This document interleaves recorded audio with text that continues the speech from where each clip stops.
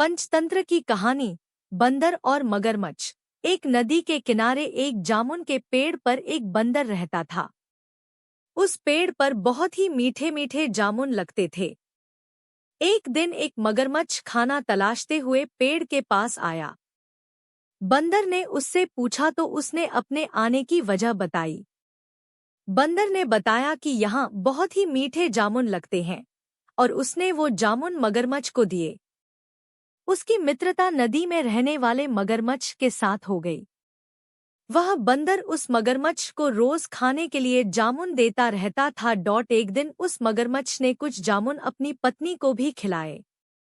स्वादिष्ट जामुन खाने के बाद उसने यह सोचकर कि रोजाना ऐसे मीठे फल खाने वाले का दिल भी खूब मीठा होगा, उसने अपने पति से कहा कि उसे उस बंदर का दिल चाहिए और वो इसी जिद पर अड़ गई। उसने बीमारी का बहाना बनाया और कहा कि जब तक बंदर का कलेजा उसे मिलेगा वो पाएगी। पत्नी की जिद से मजबूर हुए मगरमच्छ ने एक चाल चली और बंदर से कहा कि उसकी भाभी उसे मिलना चाहती है।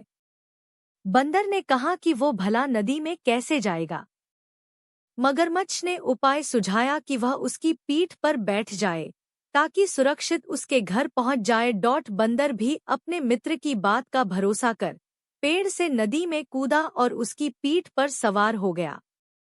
जब वे नदी के बीचों बीच पहुंचे, मगरमच्छ ने सोचा कि अब बंदर को सही बात बताने में कोई हानि नहीं और उसने भेद खोल दिया कि उसकी पत्नी उसका दिल खाना चाहती है। बंदर का दिल टूट गया।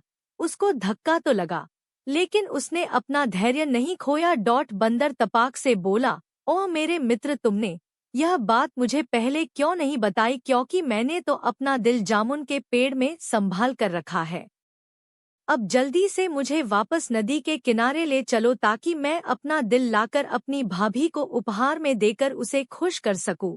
मूर्ख मगरमच्छ बंदर को जैसे ही नदी किनारे लेकर आया, बंदर ने जोर से जामुन के पेड़ पर छलांग लगाई और क्रोध में भरकर बोला, मूर्ख, दिल के बिना भी क्या कोई जिंदा रह सकता है?